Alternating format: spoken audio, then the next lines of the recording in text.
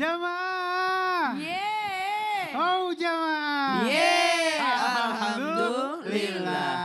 Biar nggak was-was ikat suami pakai ini. Yang pertama apa? Masakan.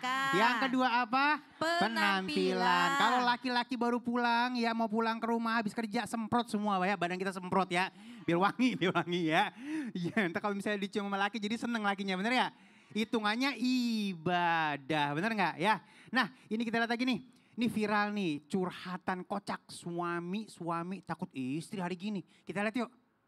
Saya lihat sisi positifnya, Iya. berarti dia menghargai istrinya. Oh iya. Karena membicarakan pasangan kepada temannya yang sebenarnya kasusnya sama.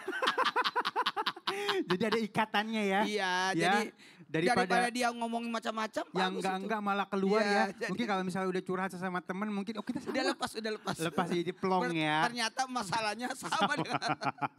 Nah ini tadi masih ada PR kita nih, PR dunia akhirat nih. Ya masa ngikat bini pakai apa? Ngikat suami pakai kuping. Iya, buat semua yang baru bergabung. Iya. Ini nih yang baru bergabung. Tema kita tentang apa sih? Ini luar biasa ya. Jadi istilahnya bagaimana caranya ngikat suami, istilahnya supaya nggak kemana-mana. Sudah dua. Apa Sudah yang pertama dua. tadi? Masakan. Yang kedua. Penampilan. Nah sekarang yang ketiga nih. Pakai kuping. Ayo. Bunda dan Ustaz Sam. Bismillahirrahmanirrahim. Allahumma salli ala sayyidina Muhammad wa ala sayyidina Muhammad. Maka cara ikat hati suami. Ingat. Cara mengikat hati suami. 1, 2, 3. Cara mengikat hati suami. Yang ketiga adalah dengan kuping atau telinga. Nah. Coba pegang telinganya semua. Pegang telinganya. Masih ada? Gunakan telinga ibu. Bukan telinga suami yang diikat. Jangan salah paham. Justru ikat suami hatinya pakai telinga. Dengan cara apa? Dengarkan curhatan suami. Oh alah. Karena ada kalanya suami sudah bela-belain curhat. Dengerin. Iya. Ngerti tidak ngerti denger. Gak ada urusan. Gimana ya sekarang proyek itu saham lagi naik. Paham nggak paham deh. Denger aja dulu.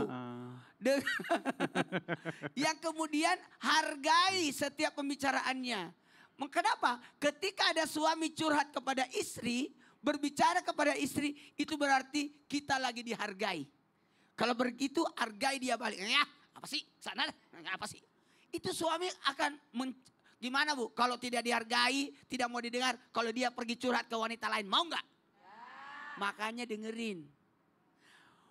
Dengerin, hargai, dengan dukung dia. Pokoknya ayo pak, saya di belakangmu. Karena laki-laki yang hebat itu ada wanita hebat di belakangnya. Dan kalau ada wanita hebat, yakinlah ada laki-laki stres di belakang. Aduh. Kemudian apa lagi? Di sini kita bisa belajar. Laqad kana lakum fi Rasulillahi uswatun hasanah. Nabi memberikan pembelajaran yang luar biasa. Nabi itu pendengar yang baik. Iya benar. Iya. Apalagi hargai pendapat ibu. Kadang-kala kita butuh pendapat suami kan. Iya, Pak ini wajah hijau atau merah. Iya. Kata kita suami berkata, Biru. ya merah. Bagaimana kalau hijau aja ya? Ya Allah, ngapain minta pendapat? Iya. Setidak-tidaknya hargailah pendapat suami. Ya Bu ya? Iya. Daripada ntar dia ngomong sama orang lain kan malah bahaya. Jadi modus. Itu. Iya. Bini gue kagak demen dengerin gue cari yang dengerin yang lain aja dah. Oh, itu masalah. Bukan. Tepuk tangan dulu yuk. Jamaah. Yeay. Oh jamaah. Yeay. Alhamdulillah. Langsung nih Ustaz Syam nih. Siap. Ini kita pakai bacaan nih ya. Pakai bacaan nih sekarang nih. Jadi pakai masakan udah, pakai penampilan udah, pakai pendengar yang baik, kuping udah. Sekarang? Begitu lagi ngaduk teh. Wah. Iya. Inna anzalnahu fi lailatul qadar. Iya.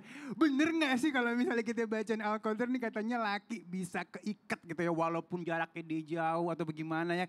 Begitu malam kita bacaan Al-Qadar itu hatinya hanya milik kita. Asik ya.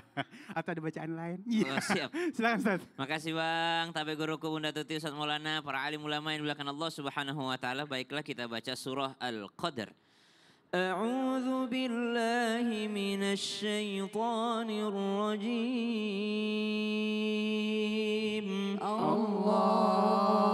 بسم الله الرحمن الرحيم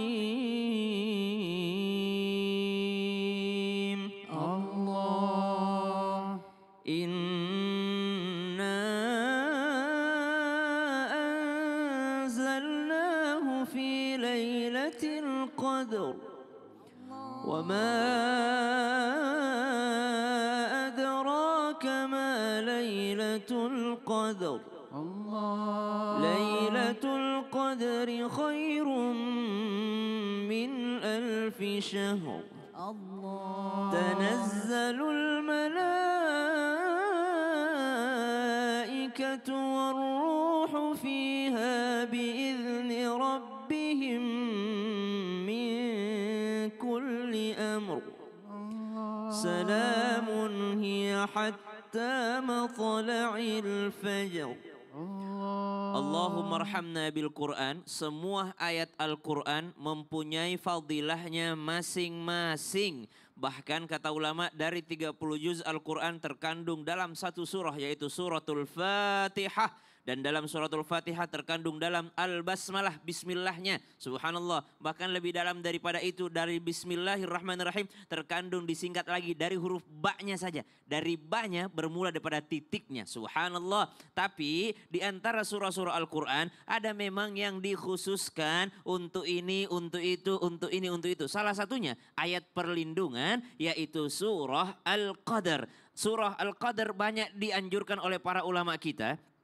Wabil khusus ulama ahlus sunnah wal jamaah, beliau mengkhususkan suratul Al-Qadar, diantaranya Imam Baijuri membacakan surah Al-Qadar. Jadi anak yang baru lahir bukan hanya diadzanin kuping kanannya, tapi dibacakan surah Al-Qadar di situ. Ibunya bacakan surah Al-Qadar di kuping kanannya. Kenapa? Terhindar anak tersebut seumur hidupnya dari dosa zina. Subhanallah. Kemudian dibacakan surah Al-Qadar bukan hanya di kupingnya. Kalau udah agak gedean dikit, anak balita dibacain ke ubun-ubunnya. Subhanallah. Berapa kali? 4 kali. Sembari membaca juga Al-Bar, Ya Syahid sebanyak 7 kali. Baru dibaca 4 kali surah Al-Qadar. Kemudian bagaimana jikalau dibacakan kepada suami? Ada yang mengatakan dibacanya 7 kali surah Al-Qadar. Kemudian ditambah dengan 70 kali Subuhun Quddus Rabbuna wa Rabbul Malaikati Warruh. Jadi 7 kali Al-Qadarnya, Subuhun Quddusunnya itu 70 kali. Subhanallah. Nah ini banyak amalannya. Masya Allah. Nah, ini disampaikan daripada para ulama kita menyampaikan. Kami menyampaikan untuk seluruh ibu-ibu yang suka was-was.